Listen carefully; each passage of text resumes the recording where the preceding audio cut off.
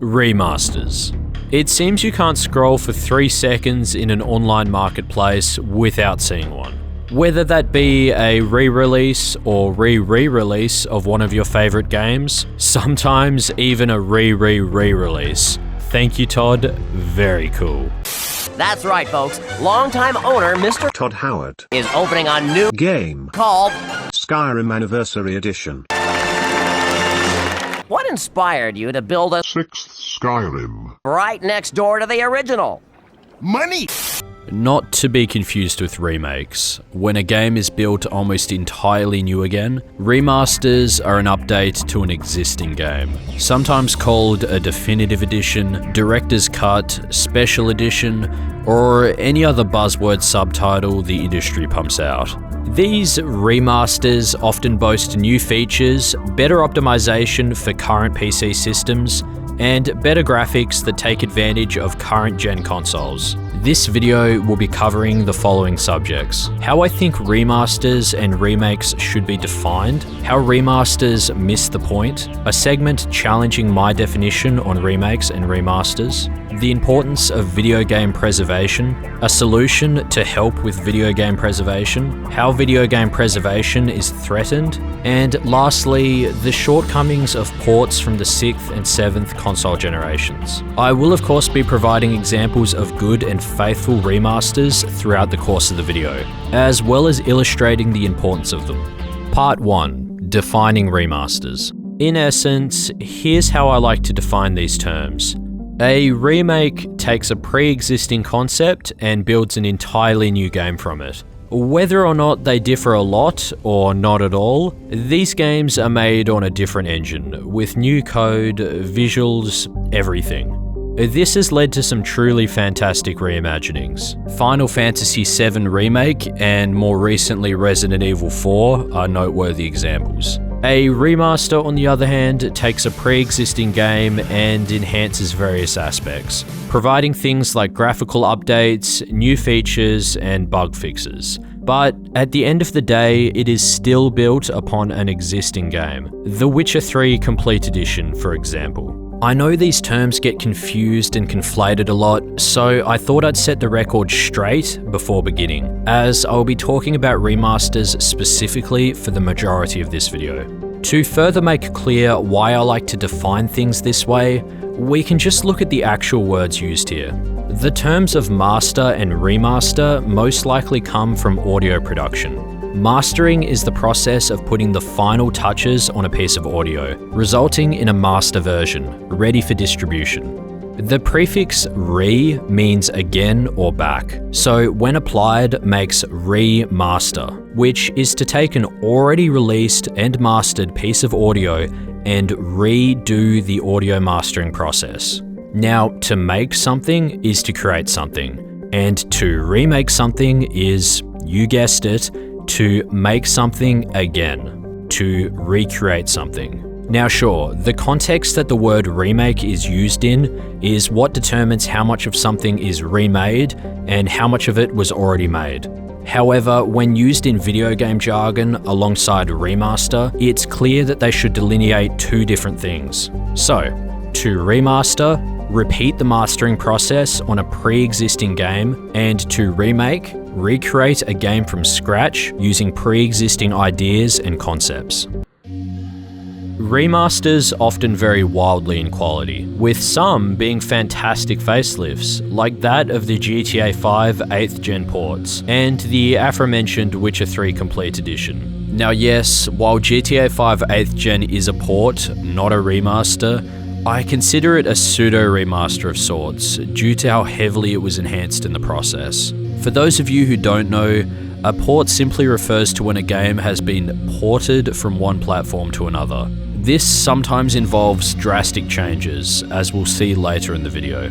These games provide an excellent assortment of quality of life improvements, as well as new features, while still maintaining the original vision. For example, in GTA 5 8th Gen, first-person view was added as an option, opening up an entirely new way to play. As a result, all vehicles had their interiors fully detailed to complement this perspective. Overall graphical fidelity was greatly improved too, especially in the complexity of the foliage. The same goes in the case of The Witcher. A fantastic quality of life feature was added, the ability to quick cast signs, meaning the player no longer had to slow gameplay down to a halt by opening up a radial wheel whenever they wanted to change their currently equipped sign.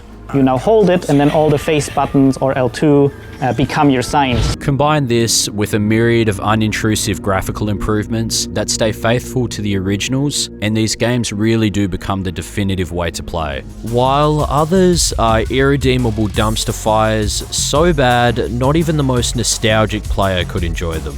I'm looking at you, GTA Remastered. When done right, remasters can be an excellent way to preserve and bring forward games to newer generations of players. Love or hate remasters, they sell like hotcakes. Plus, they're an easy quick buck for publishers, given the fact they're polishing an existing game to then sell at full price. As a result, remasters are often criticized for being a cash grab, and when it comes to the poorer attempts, I can see why.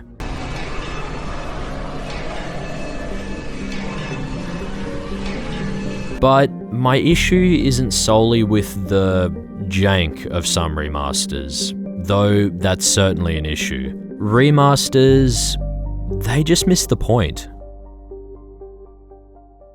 Part 2, missing the point. So, what do I even mean by this? Well, I'm specifically referring to the look and feel of a game. Not the resolution, texture quality, post-processing, and frame rate. No. I'm referring to the art direction and atmosphere. Believe it or not, there's a difference. Fellow Australian, GmanLives put it perfectly when he said this. When you say a game looks bad, it seems people these days assume you're talking about clarity, but clarity and aesthetics are two completely different things. Seems a lot of maybe younger gamers seem to think that all that matters when it comes to presentation is how clear the image looks, how many polygons something has, or how good the lighting and the other effects are. That's not the case, but it's also not what I'm referring to. I mean, look at old PlayStation 1 games like Gran Turismo or Wipeout, for instance. They don't have a lot of clarity, but aesthetically they still look great. Makes sense? Take a gander at this scene from Halo CE. How does it make you feel?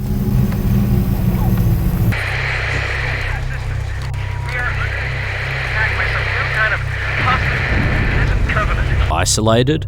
Vulnerable perhaps? Maybe even intrigued? This scene takes place on a jungle where you first encounter the Flood. Up until this point in the game, your only threat is the Covenant, an armada of religious aliens hell-bent on exterminating humanity. That is, until this level, where it is slowly revealed that there is a force so dangerous it even has the Covenant running in fear. That force is later revealed to be the Flood, a horrific zombie-like mutation. The tone of this level is that of horror, mystery, and intrigue.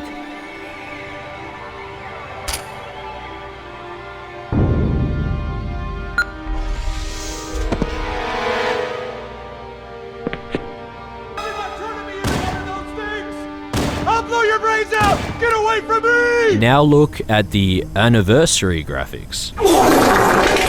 Now, I'm not sure about you, but I feel like I just stepped into an extraterrestrial rave party. This remaster has objectively made them graphics better, but has completely missed the point of how the original's visuals were used. All the frames, pixels, and obnoxiously bright lighting in the world won't change the fact that the entire tone of the scene was lost in translation.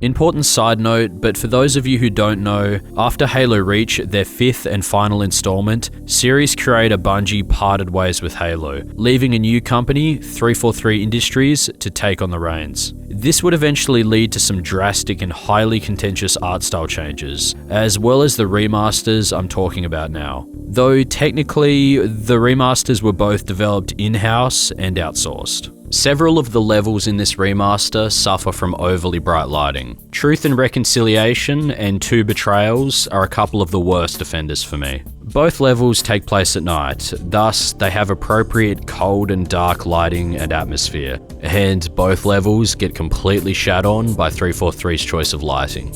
This change in lighting affects not only the mood, but the gameplay. In the original, you often had to rely on Master Chief's flashlight to navigate the darker levels, but now with the brighter lighting, it's completely unnecessary beyond the flashlight tutorial itself. Not only was the tone ruined, but in general, little care was taken with the game's choice of assets. You see, a lot of Halo Anniversary's assets are pulled directly from Halo Reach and Halo 3, with some being made from scratch to vaguely resemble a mishmash of 343's new art style and CE's original look. These assets are then placed over the top of the existing CE models with awkward results. I've spent the last 12 hours cooped up in here watching you toady about, helping that thing get set to slit our throat. Left out that little detail, did he? Sometimes making the human models look like they've had one too many cans of that oh so sweet Halo Mountain Dew. Now drink that, dude! Importantly for gameplay, they also take little care of the original collision geometry of assets, leading to situations like this. The new visuals also make it far less readable which class and enemy type you're fighting. In the original, and every Bungie Halo after that, enemy units were deliberately coloured to make them pop on screen, making it obvious who you were fighting and exactly what rank they were. But now, in the Anniversary graphics, the colour palettes of the Covenant are far less vibrant, resulting in them just blending into the equally less vibrant and washed out environments. Just look at these scenes and you tell me which one has the more readable enemies. In the case of both CE and 2's anniversaries, some of the reused assets inadvertently retcon bits and pieces of the lore. Just minor things such as weapons and vehicles being replaced by ones from other games. This effectively restructures the timeline ever so slightly. For example, in Bungie's Halo 2, this M12 model of the Warthog was the one deployed on the battlefield, not the M12B model as shown in the remaster, which wasn't originally introduced to us until Halo 4, much later in the timeline. While this isn't exactly a retcon, as it's never explicitly stated that these two Warthogs weren't deployed simultaneously, it illustrates a lack of consideration by the developers to keep things consistent in regards to the finer details. I'm not too much of a lore nerd myself, but this creates unnecessary fog in the timeline, and it does annoy me more than I'd like to admit. The assets that are accurate just look wrong. The Master Chief especially, and most importantly. He's lost his sleek and futuristic glossy finish. Very good time to leave. Punch it. Appearing brighter and more toy-like now, making it almost look plastic. Mind you, this wasn't even 343's first attempt at remastering the Chief. And while this is an improvement over what came before, it nevertheless misses the mark. The same points can be made for Halo 2 Anniversary. Brighter lighting in areas that should be dark and foreboding, and overly toy-like armor.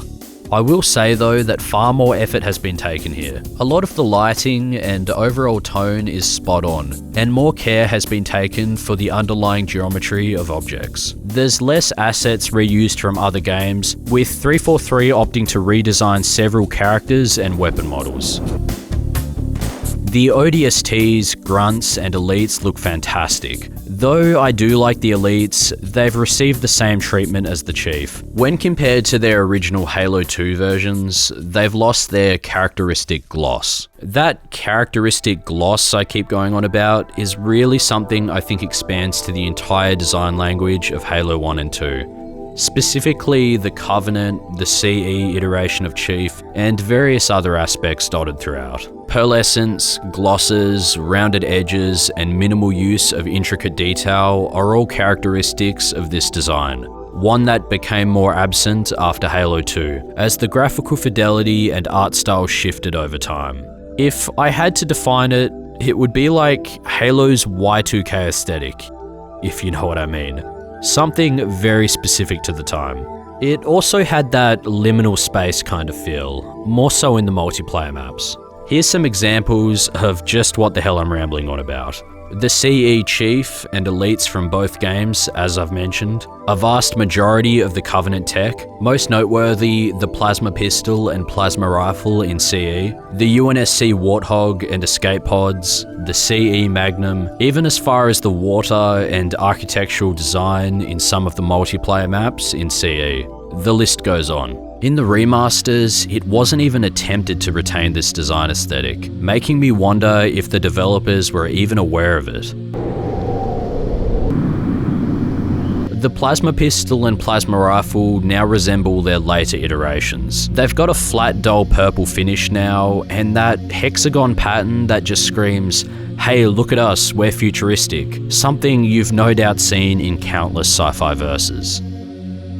The elites have completely lost this style too, along with the CE Chief as mentioned. It's a real shame, as this aesthetic is one of the many things that I think made these first two games feel truly unique among other sci-fi worlds. Of course, there's a handful of other issues I take with the remaster. The elite's facial design is completely different, making their mandibles and face look quite bony and wrinkly, as opposed to the smooth look they had in Halo 2 and almost every iteration before 343.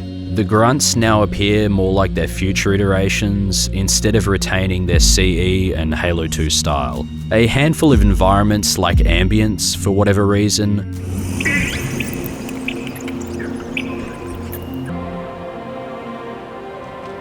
and several environments seem to be in a different climate, albeit a similar one. Like for example, on Delta Halo in Halo 2. Instead of being a very rocky, cold and grassy environment, it now seems to have beaches and appears with a warmer hue. A similar thing can be said for the level Halo in Halo CE. Now, I'll be the first to admit a lot of this is very nitpicky, but I believe it serves to say that even a great quality remaster like Halo 2 Anniversary takes a lot of creative liberty that really isn't necessary. Why isn't it necessary, and why does it matter? Well, I hope as this video goes on, you'll begin to see why I think staying faithful to the original is very important. In defense of the Halo Anniversaries, you can always switch back to the classic visuals. Sadly, something I can't say for the other games in this video. I won't deny though, the pre-rendered cinematics for Halo 2 Anniversary look incredible. Drawn quite a crowd. If they came to hear me beg, they will be disappointed. Created by Blur Studios, the same studio responsible for their equally phenomenal Halo Wars cinematics. Despite the quality though, I find it a shame that so much about the designs, both in-game and cinematics, is different. I would have loved to see both Blur and the remaster team's take on Halo 2's original art style, without things like the Halo 4 Warthog popping up. Dotted throughout the original's visuals, but most notably in the levels of Metropolis and the Arbiter, there's a distinct brown and orange hue in the sky and environment. This stylistic choice made Halo 2 very recognizable among the other games in the series. It must have been a very deliberate choice of art direction too, as pretty much all of the promotional material for Halo 2 has this trait, even going so far as appearing on the limited edition Halo 2 condoms. As you've probably come to expect, Anniversary graphics almost completely strip this away. It is somewhat maintained in the level The Arbiter, but there is really just something, I don't know, more atmospheric with the way the 2D clouds sit in the distance. Okay, hear me out. When compared to the more detailed and thick Anniversary clouds, the 2D clouds create a feeling of being in a much larger space. Okay, I've reached a point where I'm comparing the clouds between these games. I think it's safe to say we can move on to the next game, Mass Effect. Oh, how I love this trilogy. As for the fourth installment, Mass Effect Andromeda, It's alright, like... in 2021, the Mass Effect Legendary Edition was released, a remastering of the original trilogy, bringing the games to current-gen platforms and optimizing them for PC. All in all, the reviews and player response were quite positive. It's just Mass Effect again, on current-gen, with that oh-so-great, better graphics. Sounds good. At first. This scene takes place on the first level, a planet called Eden Prime. This is a vulnerable human colony that is currently besieged by killer robots, as well as zombified colonists, all led by an unknown force. You hear distant gunfire, and your squad mate comments, Smells like smoke and death. the air is thick with embers from raging fires nearby. There's smoke and a strong red tint in the sky, with thick shadows coating the land. For all you know, behind all that smoke and cloud, it could be broad daylight. Things feel bleak on this once picturesque farm world. Now here's the definitive graphics. Gone are the dark shadows. What else can you tell me about the attack? Gone is most of the smoke and redness. Why? What does this accomplish? What does this add? These visual changes also massively affect the cutscenes. Pun not intended. Towards the end of the level, you are shown a scene of your ally, Nihilus, running into Saren, a guy who is essentially a galactic super cop. So, you should be able to trust Saren. However, something seems off about him. He has a sinister vibe about him. While this is in part due to Saren's design, voice acting, and fantastic OST, The Council thought you could use some help on this one. it's also achieved by the cinematography and our point of discussion, the lighting. Don't worry. I've got it under control. Gone is the red sky looming over the characters. Gone is the dark shadows that were almost encroaching on Nihilus before Saren turned to betray him in the original. These changes go far beyond the first level. Reddit user The Lane of Nathan put together a fantastic post, compiling some comparisons of the original release's lighting to that of the Legendary Edition. It seems in general the characters lack a lot of dynamic lighting from the environment. It's like every character always has a spotlight shining on them, regardless of where they are, often completely contradicting the lighting surrounding the character, and in the process, destroying the original tone the developers had in mind for the scene. At times, this lighting makes the faces look straight up terrible, even though they're objectively using high resolution textures.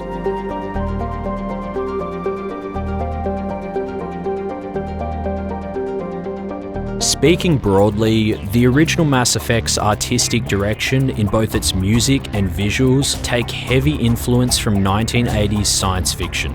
Project director Casey Hudson said himself in the Art of Mass Effect book, from the beginning, part of their inspiration for the sci-fi futuristic aesthetic was 70s and 80s movies, and it's not hard to see that inspiration take hold in Mass Effect.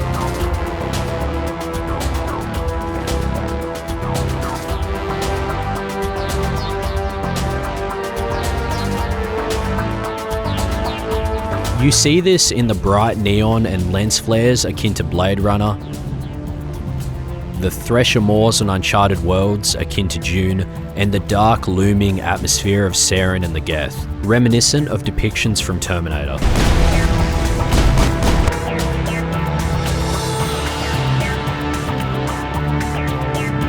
Mass Effect even included an optional film grain effect to seemingly replicate the low fidelity look of VHS tapes. With Mass Effect 1's Legendary Edition, a lot of this 80s sci-fi mood is absolutely ruined, with reduced lighting effects and shadows, and much duller colours. A lot of that glow of the characters and environments that added to that retro-futuristic feel is also absent in the remaster. I don't have too much more to say here. I think the visuals speak for themselves. Look at the size of that ship. The Ascension, flagship of the Citadel fleet.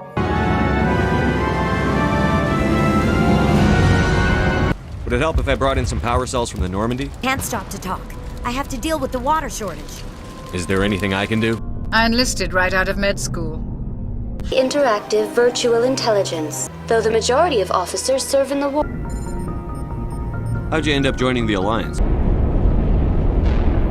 Are you okay? What happened to you? Listen, this thing I'm in.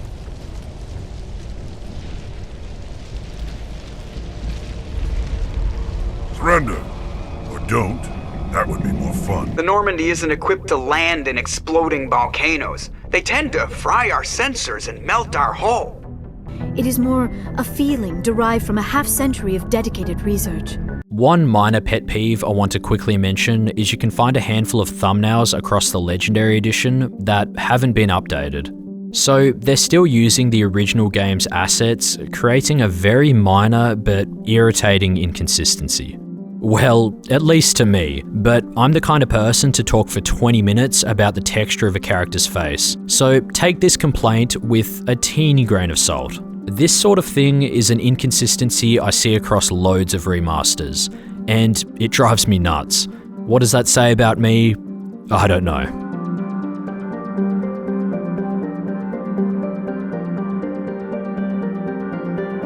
They did remember to use the updated Mass Effect 1 armor models in Mass Effect 2 though, so that's, nice. Unlike for the most part in Halo's case, Mass Effect's changes don't stop at the visuals. The original Mass Effect is an action RPG hybrid. You have the general elements of a third-person cover shooter, mixed with RPG progression. In this game, your class determines which weapon types you have training in, which allows you to invest points into their talents, unlocking special abilities and higher stats. Investing points into talents is very important if you want to use a particular weapon type in your build, as it greatly affects the accuracy stat, which determines the size of the player's firing reticle, and at default, this firing reticle is very punishing. The accuracy stat is especially important for snipers, as it also affects weapon sway. For example, here's me using a sniper rifle. Although my class is trained to use one, my aim is wobbly as all hell as I haven't put any points into sniping. Thus, my accuracy stat is very low. Untrained weapon types on the other hand, i.e. weapons your class wasn't trained in, can still be used. However, you don't have access to their talents, nor can you aim down sights, and their accuracy stat is far worse. This makes untrained weapons quite shit, especially the sniper rifle for obvious reasons. Though it may sound annoying, this restriction is well balanced and made up for in your class's abilities. An adept, for example, has a bunch of crazy force-like powers, but is balanced by the fact they're only trained to use pistols. And for those of you who just wanted to use weapons more so than abilities in their build, there was always the soldier class. This was all a far more old-school RPG way of handling things, and despite the jank, I appreciated it. Probably for the same reason I loved how the original Deus Ex handled these systems in a similar fashion. Going forward into Mass Effect 2 and 3, this weapon skill system was removed entirely. Your class would now determine what weapon types you could and couldn't use. No more shoddy, untrained sniper rifles. If your class isn't trained with it, you outright can't use it. Accuracy was no longer something to worry about either. The game still maintained talents and various roleplay elements. Stand still. Try it and you'll be scanning the inside of your colon. But far more emphasis is placed on the action, with talents only existing to further enhance your already competent class abilities. As a result, 2 and 3 are much more action games than they are RPGs when it comes to combat. But for the most part, this was a good move, as these games have fantastic action. With Mass Effect Legendary Edition, BioWare attempted to make the first game more uniform with the future titles by leaning more towards the action in action RPG. There was some neat changes. Headshots now deal critical damage, and weapons have differing fire modes to set them apart. But then there was some more drastic changes. All weapons can now be used by any class without weapon sway or accuracy penalties, although weapon talents are still class specific. Base accuracy without talents or training is also far higher, making all weapons viable for any class. I get what they were trying to do here, but this completely destroys the balance that was set by limiting the more powerful classes, like how the Adept was limited to only pistol training. I understand trying to make Mass Effect 1 more actiony. The majority of the series puts far more emphasis on being a cover shooter after all. But not having any option of playing in a classic way, beyond playing the original release, which is now quite dated and unoptimized, what the hell is even that? Is a bit of a slap in the face to anyone who really appreciated Mass Effect 1 for what it was. And while it does skew the game more towards action, removing untrained weapon debuffs ironically strays further from the future games, since, as I said, in those games, you couldn't even use untrained weapons. I would have preferred it if they had stopped changing things beyond the addition of headshots and fire rates, or at least included a legacy option. But I feel I'm in the minority of Mass Effect fans here. Also, for whatever reason, probably to save on time and money, the multiplayer from Mass Effect 3 is completely absent in this remaster. I don't have too much to say on this other than it really sucks. I spent too much time in that mode, and for what was really a tacked-on addition, it became surprisingly very popular at the time. I had friends that would play Mass Effect 3 just for the multiplayer, without even giving the other games a single glance, despite my repeated efforts and berating to get them to play the single player. I will admit, there is a decent number of quality of life improvements to Mass Effect 1. You can now sprint at any time outside of combat, with sprint functioning much better. And there's a dedicated melee button instead of the original's janky proximity-based triggered melee. The Mako is now much easier to handle, the inventory has a well-needed sort feature, and the character creation has more consistent options along with a universal face code for all 3 games. It's quality of life improvements like these that make me consider the Legendary Edition the definitive way to play. But when I factor in the tarnished visuals and forced gameplay changes, I'm just left in this uncomfortable limbo, unsure which version to play. Unfortunately for console players, it would seem that the best way to play Mass Effect in 2023, if you're as fussy as I and others are, is to get the definitive edition on PC and use mods to restore the original's visuals, thus still reaping the quality of life improvements as well as the original's graphics, or something close to them. Just a side note, soon in the video I'll be talking about video game preservation, but something popped up related to it that I just have to talk about. While making this section, I needed Mass Effect 3 footage, and I had the delight of discovering that for about a year-ish, the original Mass Effect 3 on Steam has, well, been a brick. Huh? Yep. It now asks for a CD key from Origin, a service that I'm sure most of you know no longer exists. While this hasn't affected everyone, several users have reported this, myself included, with only a handful finding workarounds, while EA has done little to nothing to fix it. Oopsie whoopsie! Ooh, we made a fucky wucky! I really do find it quite funny and enjoy that shit like this pops up while I'm editing to help prove my point that more care needs to be taken with video game preservation. I haven't fully gotten into video game preservation yet, so just keep this in the back of your mind when I start talking about it, okay? Sweet, thanks. Anyway, back to the meat of the video. I could still go on for hours about how the visual changes tarnish the mood of each environment, but, well, we've got other games to tackle, and this video is already getting pretty long. All of this just leaves me asking why. It seems to be a common trend in remasters to make everything brighter. It's like the developers think darkness equals bad for some reason. This brings me to my next game, The Elder Scrolls V: Skyrim.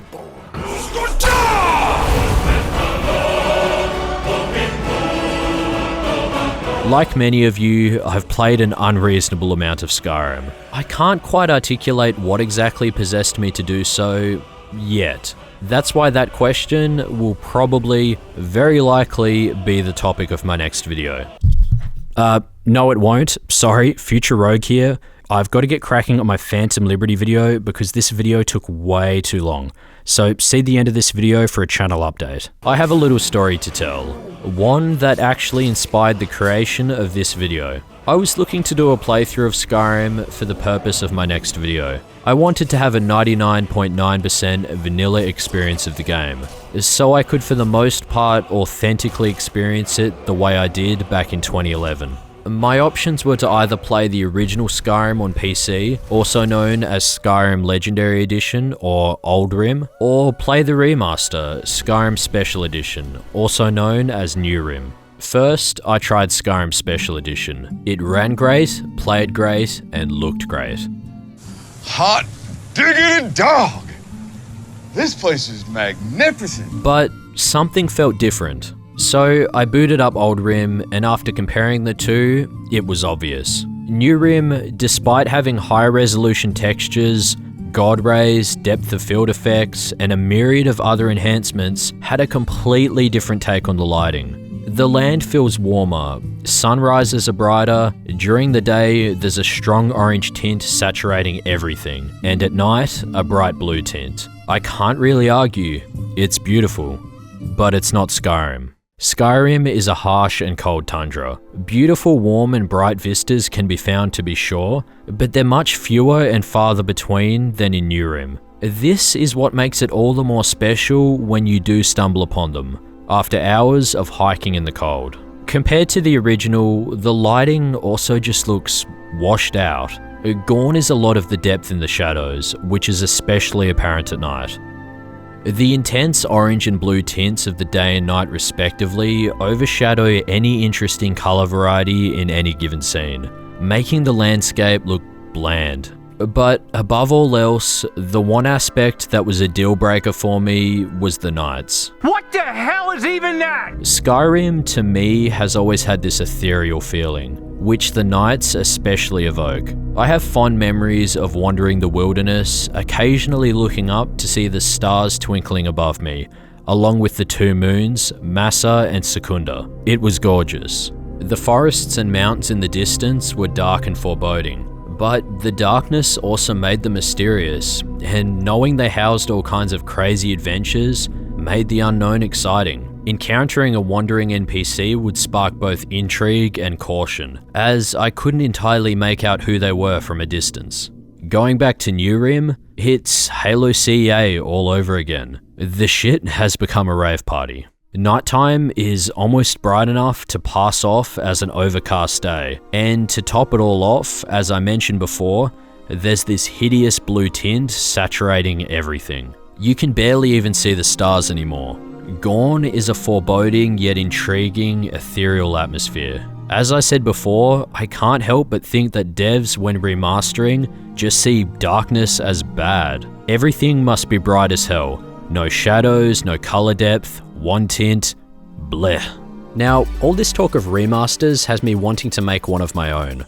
After all, how hard can it be? You can really remaster anything. Let's take a look at the moonlit landscape with bridge painting by Urt van der Neer. Now, this is a lovely painting, but it can be better. Firstly, I'm having a little trouble seeing the people on the titular bridge. Let's just crank up that lighting ever so slightly. A little more. There.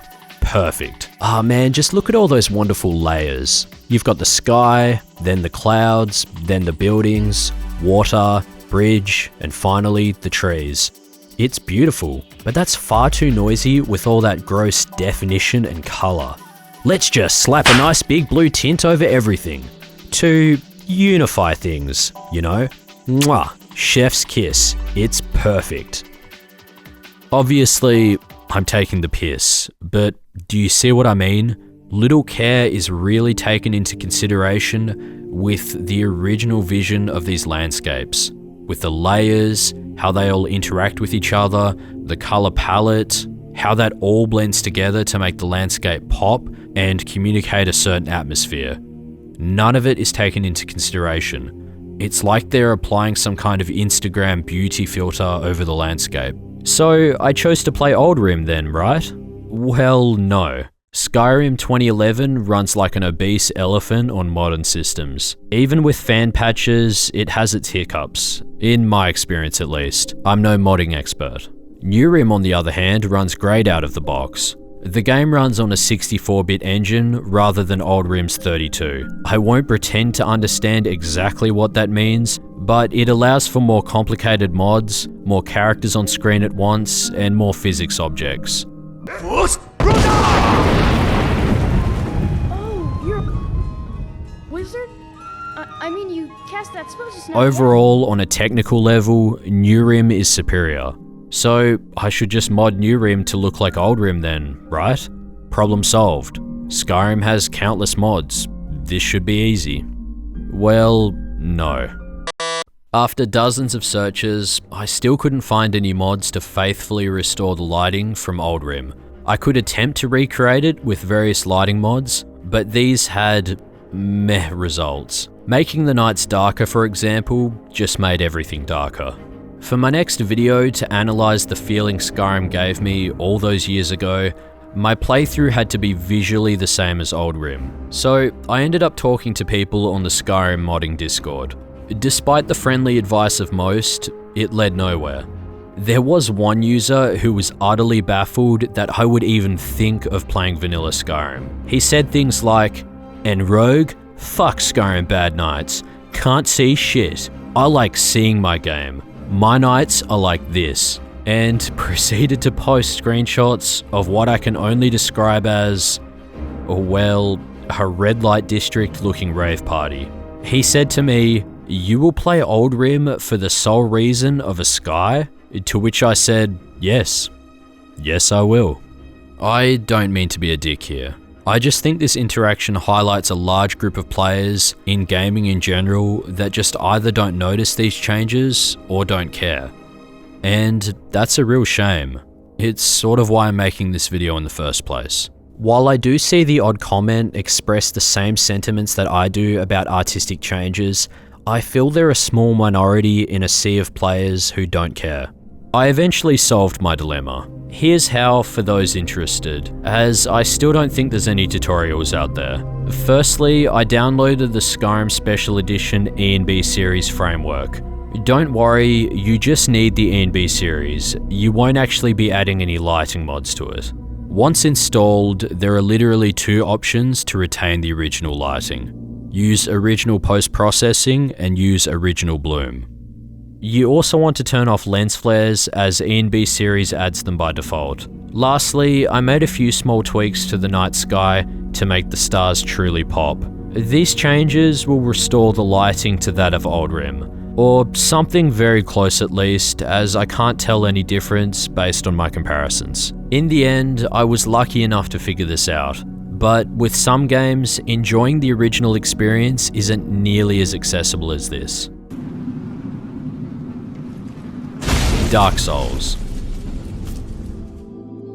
This one is a little more subtle, but those of you who have extensively poured hours into the original version would have immediately noticed the difference. While there's no argument for the improvements on a technical level, its first showing on PC in 2012 was quite the technical blunder, with a locked frame rate and locked resolution, and it felt awful by default, and it just looked awful too, honestly.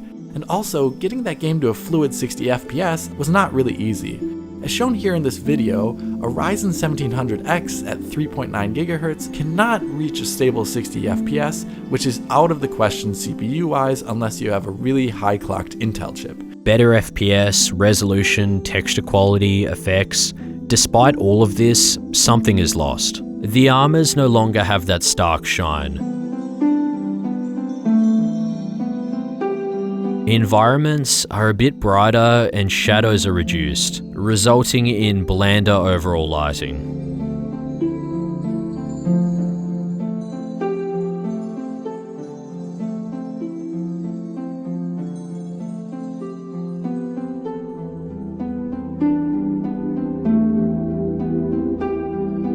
It's just change for change's sake.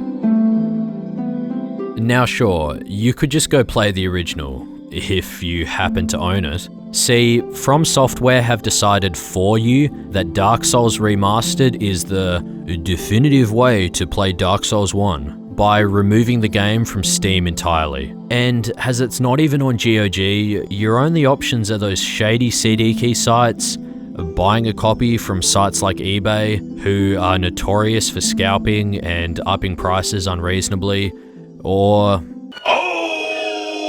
Now, I have indeed watched the Digital Foundry graphical analysis, so I do understand that based on their far superior to my own understanding, the remaster uses more sophisticated and objectively better graphical systems. But like I said before, it's not about that. It's about the art. The world in Dark Souls is grim, and you, the player, can, if chosen, be a last hope of sorts. Dark Souls Remastered takes a lot of that grimness away with its lighting, and the changes to the metal shaders result in any metallic armor and creature designs stylistically popping far less on the still grim, albeit lesser backdrops. While I think there's more wriggle room here than the other games in the video to argue that what this remaster has changed isn't necessarily a downgrade, there's still a glaring issue in that your choice of which to play has been taken away from you. This leads me to the topic of video game preservation. But before I touch on that, there's one game I want to talk about that challenges how I defined remakes and remasters at the start of the video. Part 3, challenging my definition. Come here. The Last of Us. There are games that challenge my definitions of remake and remaster. The Last of Us Part 1 is a remake of The Last of Us and its PS4 remaster. Although on the surface it may seem like a remaster, Naughty Dog stressed that they consider the game a remake, saying, quote, "To me, what makes this a remake instead of a remaster is the sum of its improvements. This isn't just the same characters, environments, art direction, etc., performing on better hardware. We completely redesigned everything from the art direction, lighting technology, to the character designs themselves. We've applied everything we've learned over the decades since the original and utilized new technology to create something that stays true to the original, but reimagined in an updated way." Creative Director Shauna Sky. More than 2 years ago, when we were finishing Last of Us Part 2, and we were working on those flashbacks within that scene for the first game, we got excited with the idea of like, oh man, what if we made The Last of Us Part 1 to look as good, if not better, than what we have done with Last of Us Part 2. A remaster is really more of a tech art endeavor. This was remade from the ground up. Better looking animation, improvements in character rigs and facial rigs. The characters were rebuilt. We didn't just take the original model of Henry and Sam, we built a new Henry and Sam. We were building the basis off of was The Last of Us Part 2's AI. And it has sophisticated systems for things like the fundamental knowledge model of how these NPCs perceive and understand what the player is much more sophisticated. Pacing you, how they're flanking you, how intense that fight feels, it's so much more rewarding coming out of it from the other side. Joel cradles Sarah up to him, and you see their cheeks smashed together, the tears streaming down the face. There's a physicality that we were unable to achieve the first time we made this. All the art has been rebuilt from scratch. We have a completely new AI core. Encounters will play out in a much more dynamic way. You might play it 10 different times and get 10 different results for how the combat went. Naughty Dog has overhauled almost every aspect of the original. AI, mocap, graphics, combat, sound, and character models. So, is it truly a remake, as they claim? Well, I'll admit, I struggled to come to a conclusion on this myself. I've rewritten this part of the script multiple times. I mean, they remade almost every aspect of the original, but it's still using the original as a very close framework rather than a conceptual and vague outline. Outside of the visuals, gameplay tweaks, and sound, it follows the original beat for beat. Less important, but going on how I defined remakes at the start of this video, it's also not on a new engine. Rather, it's on The Last of Us Part 2's engine, which is a heavily overhauled version of the original game's engine. But then, what makes an engine new? If over time you replace each part of a game engine, is it a new game engine? And if so, at what point does it become a new game engine? We're getting dangerously close to the Ship of Theseus paradox here for my liking. But more importantly, I admittedly don't have a sophisticated understanding of how a game engine works to be able to make the call on whether or not a game engine is a new engine or a revised old engine. I can only refer to what developers say, how a game feels, and what the experts say. Engine aside, there is this part of the marketing that helped me solidify my definition of the game. We want to be very faithful to the original experience, to be very true to what fans love about that game, and give them the best version of this game possible. Naughty Dog wants to be faithful to the original by giving fans the best version of the original possible. To them, this is an iteration of the original, not a standalone reimagining. So, at the end of the day, it's a remaster, not a remake. I'll be honest, it certainly pushes the boundaries on what I'd call a remaster, but it's a remaster nonetheless. The cynic in me thinks the only reason Naughty Dog is so insistent on calling it a remake is to justify its existence. Honestly, to me, I think it's one of the most extensive remasters to juggle remaining faithful to the original ever made. But I understand that it wouldn't be a great PR look for Naughty Dog to call it a remaster when they had already remastered the original for PS4 in 2014, even calling it The Last of Us Remastered. You can't really avoid that one, can you? Honestly, I can't really find anything about this remaster that is worse than the original. By all accounts, it's an improvement. The game has a myriad of improvements aimed at making the graphics, AI, and sound more realistic, which further immerses the player in the experience. And that's exactly what you'd want from a gritty, grounded, and cinematic focused game. But even still, something of value is lost. The original character designs had a gritty, realistic style, to be sure, but maintained just an inkling of, well, cartoon energy, for a lack of a better phrase. Something their previous endeavor in Uncharted also had. Okay, great. It's just something about the eyes, you know? Part 1 goes for a more strictly realistic approach, akin to The Last of Us Part 2, clearly trying to make the visual style uniform. This doesn't make it worse than the original, just different. Now, one could argue it makes it better in that a realistic art style is more appropriate, given the game's themes and setting, but I was never taken out of the experience by the nuances in the original's art style. If anything, it made it more charming and memorable. Make this easy for me. I can find... No, just go! Just fucking go. Ellie. I'm sorry, I didn't mean for this. Get a move on.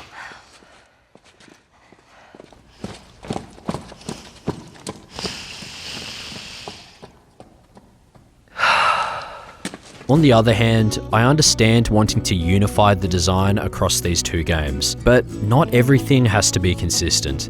There are games where their sequel's visual style changes and evolves over time, sometimes drastically.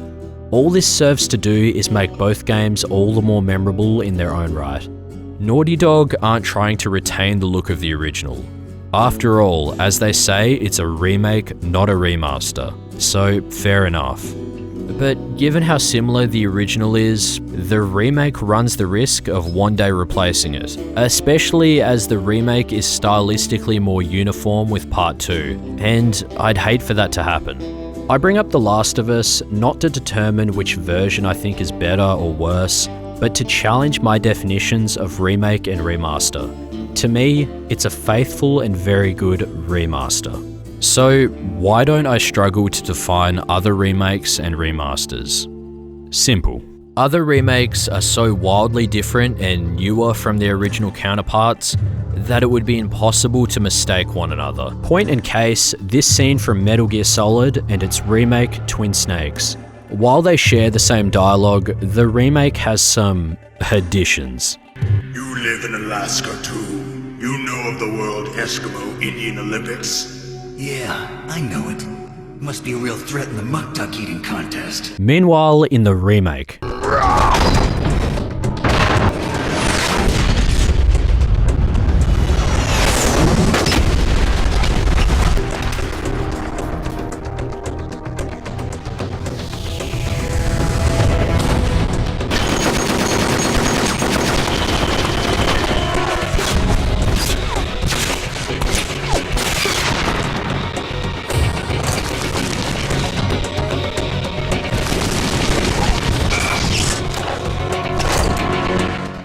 Yes, you are right.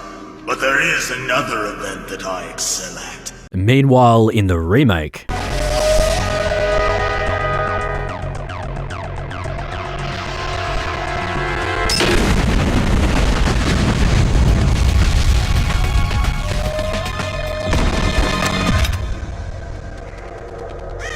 Twin Snakes is of course an extreme example. Final Fantasy VII Remake can't ever replace its original. They're totally different games visually, let alone their gameplay. The same thing goes for the upcoming System Shock remake. Remakes to me are built from the ground up, only using the original as a conceptual framework. No shared assets, it's as the name says, a remake. Remake. Part 4. Video game preservation. So, what's my point? The graphics and performance of remastered games are objectively better. I'm clearly just wearing very rose-tinted nostalgia goggles. And after all, I can just shut up and play the originals. Well, as I've said, yes and no. In the case of countless games like the aforementioned Dark Souls, it's becoming more and more difficult to just play the original. If you're lucky enough for the original to even still be on Steam, you'll likely have to contend with performance issues depending on the age of the game, as older games can disagree with newer hardware without optimization patches, and naturally developers are likely to abandon patching their original in favour of their shiny new remaster. I suffered through this myself, trying to get Old Rim to run.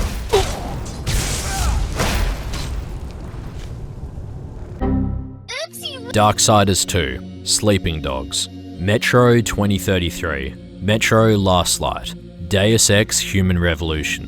While it can be argued the remasters of these games are improvements on some level, excluding Sleeping Dogs, the original looks way better. That's not the issue here.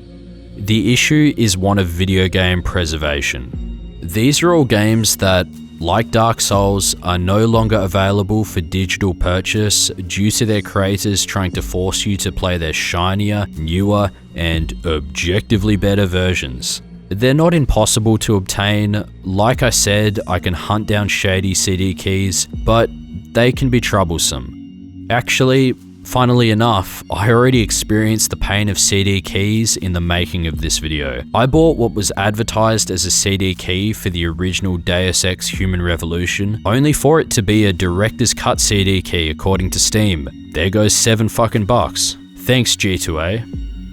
Physical copies are the other option, but depending on the age and rarity of the game, I'll have to put up with increasingly rarer resellers. Just look at how highly priced some of these games can get. Granted, this is more of an issue for older games. It's going to continue to get worse as stocks for more recent games like Human Revolution get thinner and thinner. You can already find disc copies of the OG PC Dark Souls going for $200, as well as CD keys for games for up to $340. Having to resort to buying physical copies in an age of digital content is just ridiculous. Naturally, this leaves one last viable option.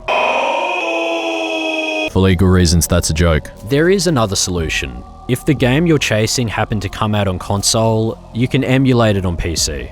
While emulation can be quite accurate to the originals, and emulators are improving, you're still reliant on having the original game in some form, legal or otherwise.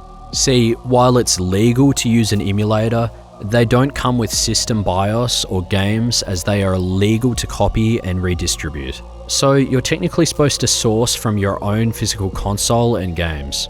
Not that anyone actually does that. This is all to say, if you want to avoid piracy, emulation isn't much of a solution to the rarity of these games, unless you can buy a console copy easier than a PC copy and then go ahead and legally emulate it. Also, while emulators are constantly improving, it can sometimes be a right pain in the ass to get a game looking exactly as it did on its original hardware if you don't know what you're doing. Oh my god, bro. Oh, hell no, man. What the fuck? So yes, I could still play the originals, with some effort, be it CD keys, online marketplaces, video game thrift stores, or emulation. But I can't help but feel saddened that the original artistic direction from passionate developers is slowly being fizzled out by all of these hurdles.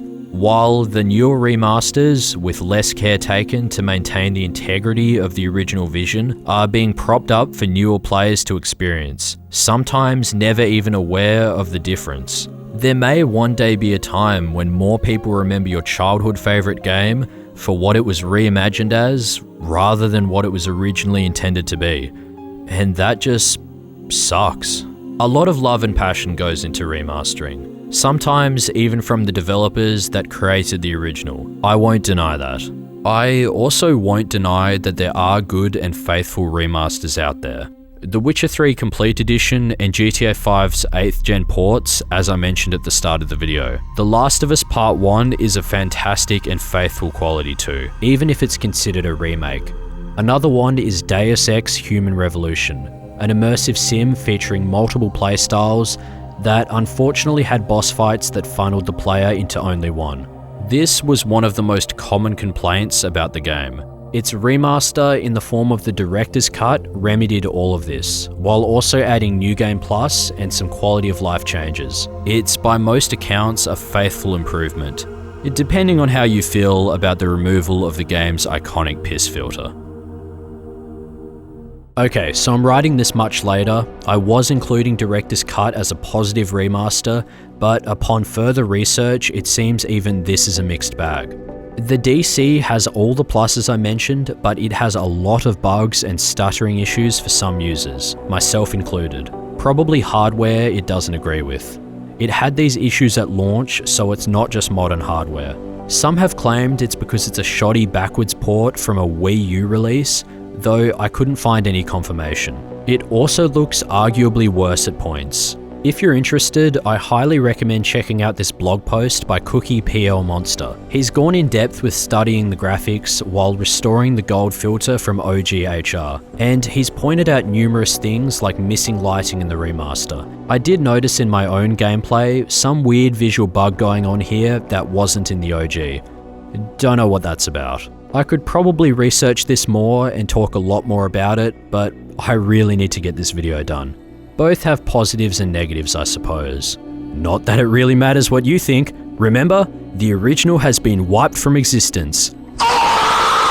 Thanks, Square Enix. For every one of these good examples, except for Deus Ex apparently, there is a remaster that just misses the mark. I was originally going to go off script here and ramble about a handful of less than stellar remasters, but this video has spent far too long in production, so I'll just list them off in an honourable mentions kind of format. Assassin's Creed 2. While a mixed bag of good and bad, the overall tone was heavily shifted, unnecessarily too, and in a handful of cases, the original looked far better. Team Fortress 2. As it was patched, this game saw some arguable downgrades in its artistic direction. While not a remastered game, it kinda falls into the definition if you consider the fact that each patch is effectively mastering already mastered content. Warcraft 3 Reforged. This one is regarded by fans to be one of, if not the worst remaster of all time. It has all the bugs and unnecessary artistic changes you'd expect. The selection circle size of certain mobs were inaccurate, some units had missing portraits, units could be invisible to players, Naga had human ears and footprints were missing. These problems have actually since been fixed. However, in Classic, the female Demon Hunter still shares the male Demon Hunter icon and death sound.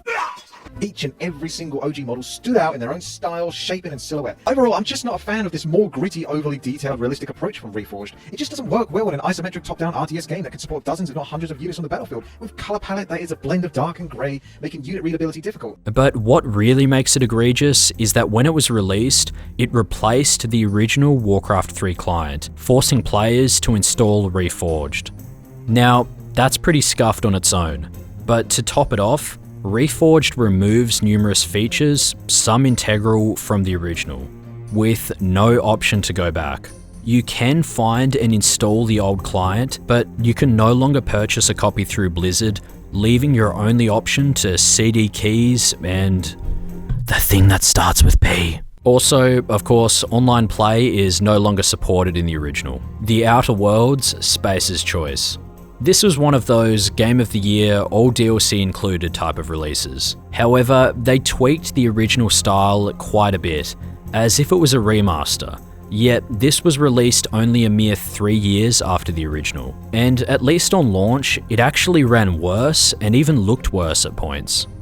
I have a 3950X CPU and a 3080 Ti with 64 gigs of DDR4 memory. Maxed out, I can play the original Outer Worlds over 200 FPS easily. Maxed out on this new version of the Outer Worlds, I can barely crack 40 FPS, and that is in between significant shader compilation stutters. It is really close to unplayable, and the added quote-unquote graphical fidelity to this version of the game completely ruins the original artistic intention of the scenes. It's just super washed in certain colors based on the time of day. The interior locations are just dark.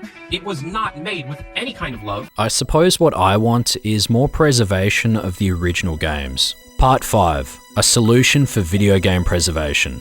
Look, I understand sometimes a game is so old it naturally becomes very inaccessible for newer audiences. In this case, a faithful remaster is both helpful and needed for keeping a game alive for future generations. And this definitely can be done without trampling the original artistic intent. For example, Shadow Man. Shadow Man came out in 1999 for the original PlayStation, Nintendo 64, Dreamcast, and PC.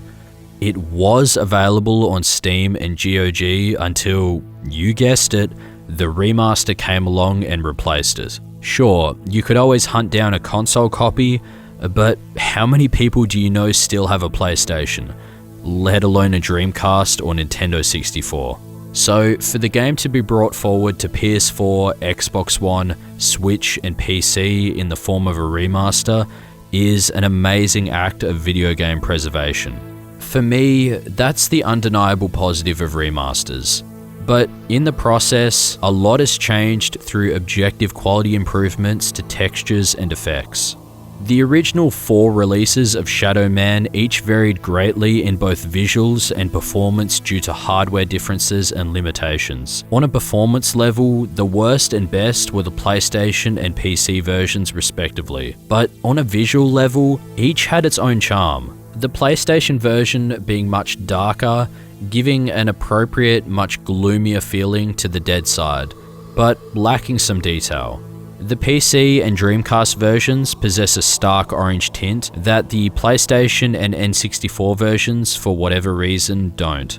Strictly speaking in terms of visuals, each has a slightly different flavour of Shadow Man, and the remaster is no exception. Shadow Man Remastered is a great quality remaster. On top of faithful visual improvements, it provides improvements to the map geometry to make traversal less clunky, as well as a myriad of modern graphical settings. On top of all of that, it even includes content that was cut from the original release, something I'm sure a lot of the original die-hard fans would really appreciate. The remaster also takes advantage of a new engine, providing a ton of dynamic lighting. Even though it's on a new engine, and I said that's a factor in a game being a remake, I'd still consider this a remaster as it follows the original very, very closely. The developers even reverse engineered code from the original to make this game, and it's literally called a remaster.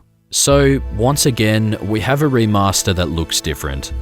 But given how the other 4 releases vary, and the fact each is similar yet faithful to the setting in its own way, I don't really see this being an issue. The greatest thing about Shadow Man Remastered is it actually allows you to toggle between the original PC textures, and even use the water texture specific to the Dreamcast version. While you can't recreate any of the consoles on a one-to-one level, this is a huge move in favour of preservation of the memory of the originals. Unfortunately, and very surprisingly, the original PC version was removed when the remaster launched. A bit of a shame. One could argue the removal of the original on PC is to funnel players towards the remaster, to avoid confusion, but it's just not necessary. People aren't stupid, and besides, there are still people who enjoy the originals. Admittedly, it's not much of an issue in this case, and this is probably one of the few times I'd say the remaster is actually superior, but even then, people should still have the option to choose. Shadow Man's graphics toggles are a great solution, and very similar to what 343 Industries did with the anniversary editions of Halo CE and Halo 2. With one button press, you're instantly transported back to the games as they were on the original Xbox. excluding the frame rate and resolution of course. I know this isn't always possible. Old console hardware plays a part in visual differences, as you've seen in Shadow Man, as well as differences in engines also seen in Shadow Man Remastered. But it should at the very least be attempted to preserve each iteration of a game, and when possible, faithfully port them forward. Huge props to 343 and Night Dive for their admirable efforts in video game preservation. You rarely see it. It should be noted that Halo 1 and 2's remasters, along with all of the other games now within the Master Chief Collection, are still running on their original engines. When you change the visuals in the anniversary editions of Halo CE and Halo 2, you're merely flicking on a switch that's essentially a texture and lighting pack. Aside from the first two games, the only changes are minor tweaks and higher resolution and frame rates than that of the original counterparts. Not one of these games are what I would call a remake. Part 6. Replacement is already happening. And I need to make better chapter titles. Earlier, I mentioned how terrible it could be for a game to be remembered as how it was reimagined rather than how it originally was. And the thing is, that's already happening, and most don't even know it. One example of this is Halo CE. I know I was just praising 343 for video game preservation, but until they took action, the original Halo CE was being lost to time. See, way back in 2003, when Halo CE was ported from Xbox to PC by Gearbox, a lot of visual effects were lost in the process. And I mean a lot. Several things from blood decals, transparent shaders, bump mapping, enemy AI, models, and textures. These features, though small, were integral to the look and feel of Halo CE. The bump mapping made the environments pop, especially Forerunner buildings. In the Gearbox port, they only worked correctly when shining a flashlight on them. The transparent shaders were entirely broken in the porting process. They were hugely important as they were used to convey damage on shields, as well as all transparent effects in the world. The much fainter blood decals should go without saying. Lastly, the enemy AI2 was broken, in that the enemies didn't always react correctly to the player aiming at them. Without all of these features, the Gearbox port just felt and looked bland. And then, when 343 made Halo CE Anniversary for Xbox 360 and later the Master Chief Collection, they built it off of this shoddy Gearbox PC port, meaning all of those classic visuals were lost to time, leaving both new and returning players left to assume this is just how the game always looked. I mean, when 3 out of 4 versions of the game look like this, of course most players are going to assume it's how it always looked. It went even further than this. When creating the anniversary graphics, the designers actually mistakenly based the new art assets off of broken effects from the Gearbox port, effectively solidifying them as the true original Halo CE. For several years, this is how things were. These visuals were small, but some of the more hardcore fans noticed. Over the years, fans began to create restoration mods and point out these missing visuals on forums, until finally in 2021, 343 went and restored the game to how it originally should have looked. Fans created posts and even websites to archive bugs and inconsistencies and track their status. Us Halo fans can be a little obsessive over small details, and I couldn't be prouder to be one. Through all of this, the original version of Halo CE was saved, and it's honestly a miracle. Halo 2 Anniversary also suffered similar issues, thus 343 fixed it too. At the time of making this video, 343 is in a lot of hot water with fans, to put it lightly. So I thought I'd just say, good job guys. You rarely ever see that much care taken to preserve a game in its original form when doing a remaster. So props to the MCC team. Unfortunately, preservation like this isn't always possible, and as good of a job as 343 has done, the Master Chief Collection is still far from perfect, with dozens of missing effects and graphical bugs across multiple games. Part 7. 6th and 7th gen console ports. I'm going to talk about ports for a bit. While porting a game doesn't inherently make it a remaster, The process often results in both jumps and dips in quality and faithfulness to their original in a very similar way to remasters, especially cross-generational ports. However, these jumps and leaps in quality aren't nearly as drastic nowadays as they were in the 6th and 7th console generations, for reasons I'm about to get into.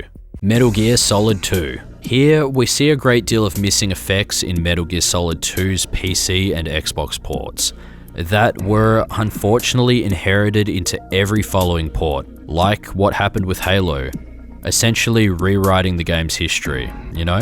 This is because all MGS2 ports were built upon forks of an inferior Xbox version instead of the PS2 original. These ports are the PC version and the HD collection for Xbox 360, PS Vita, and PS3, which all suffer from some of the Xbox's missing effects, as well as a myriad of their own. The 360 and PS3 HD collection versions do benefit greatly from much higher resolution and texture quality than that of the PS2 and Xbox releases. But like I said, it inherits some of the missing effects from Xbox, as well as some of their own. The PS Vita HD collection is much the same, but just looks worse. On the PC version, it's almost mandatory to run a mod called V's Fix to stomp out a lot of the bugs and modern optimization issues. This version has the greatest number of bugs and missing visuals, thus is regarded as the worst to play. I also want to mention that it was removed from GOG, so once again, we have another piece of abandonware. That is, until the new collection is released. This is all to say that in 2023, the only way to experience Metal Gear Solid 2 as intended by its original developer is to play it on PS2 or emulate it. This may change when the new collection releases on modern platforms, but given it's based on the HD collection, I'm doubtful. And I mean, come on, it's Konami we're talking about.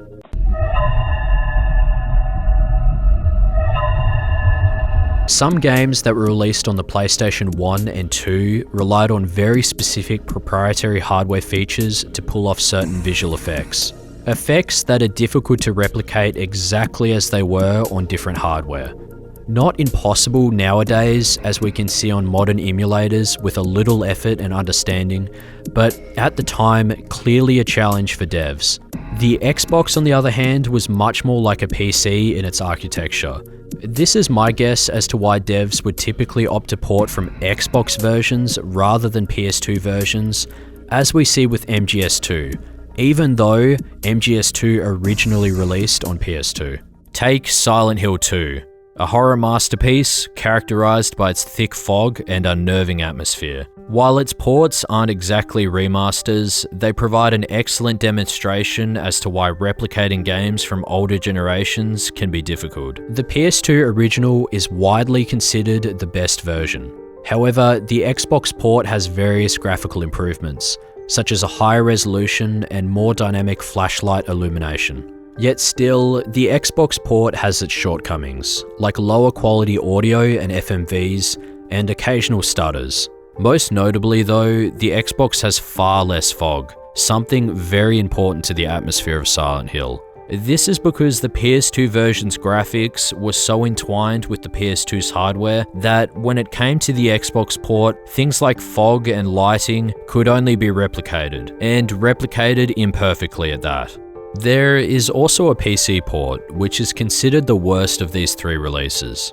Shadows here are no longer softened, making them look sharp and unrealistic. The fog is reduced like on Xbox, the gamma levels are wrong, making the game appear too bright, the film grain effect from the original is now far too intense, depth of field effects are missing, as is motion blur, there's no native controller support, and to top it off, there's a handful of audio bugs. This one is likely based on the Xbox port, as it carries forward the same issues on top of its own.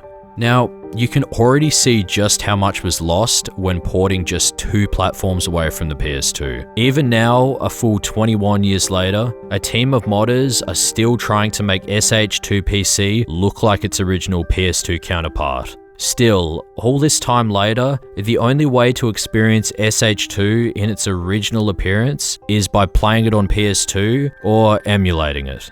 The hardware difficulties of PlayStation 2 and 3. The PS2 had very different hardware when compared to the Xbox and PCs of the time. On the one hand, it allowed for fantastic results that surpassed its competition. And at the time, Capcom producer Keiji Inafune described it as, quote, "Until now, because of the limitations of the hardware, when I asked a programmer if something could be done, they would say it couldn't be done. With PS2, they tell me, yes, maybe, but it'll take a long time. How long, they don't know.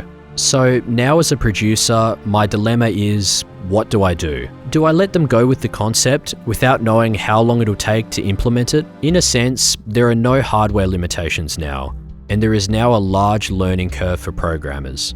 Going forward a generation, the PS3 was considered a nightmare to develop for, with the big man and CEO of Steam sales himself, Gabe Newell, calling the PS3, quote, "a waste of everybody's time. Investing in the cell, investing in the SPE gives you no long-term benefits. There's nothing that you're going to apply to anything else. You're not going to gain anything except a hatred of the architecture they've created." When it comes to the nitty-gritty technical part of this subject, I must be honest, it goes leaps and bounds above my head. But in essence, the PS2 and PS3 had very unique hardware.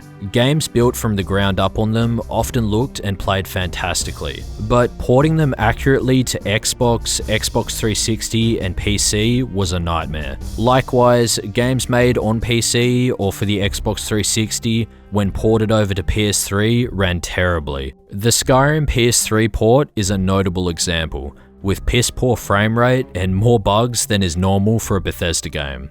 Lead designer and project director of Fallout New Vegas, Joshua Sawyer, commented on Skyrim PS3's poor performance, chalking it up to fundamental systems within Skyrim's engine that the PS3 could not work with, stating that Fallout 3 and New Vegas suffered similar issues.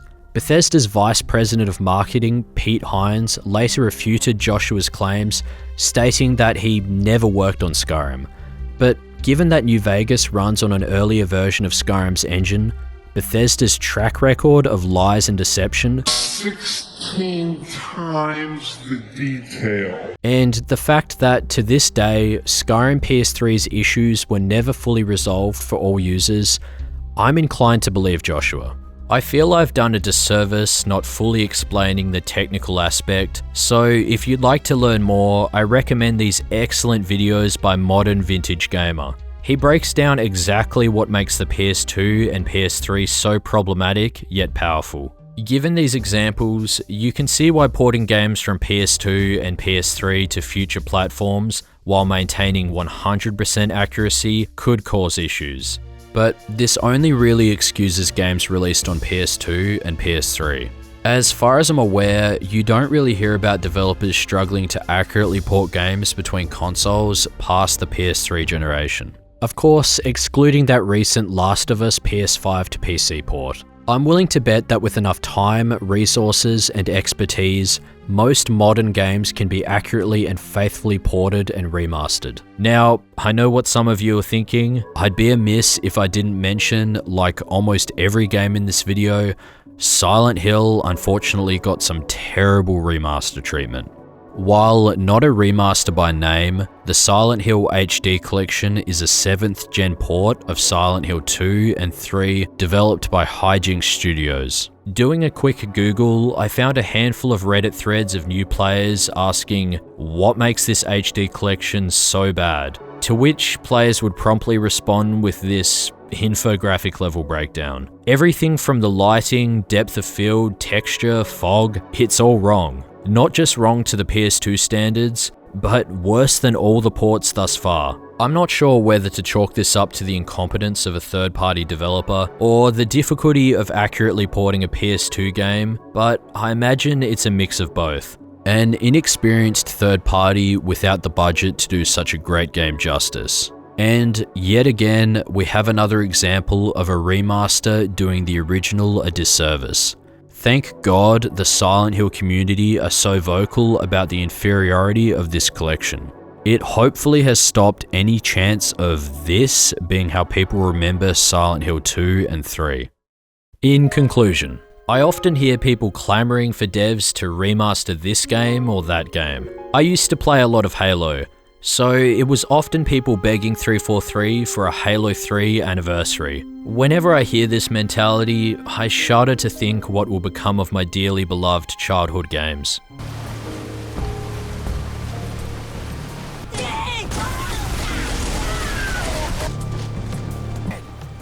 Single brew.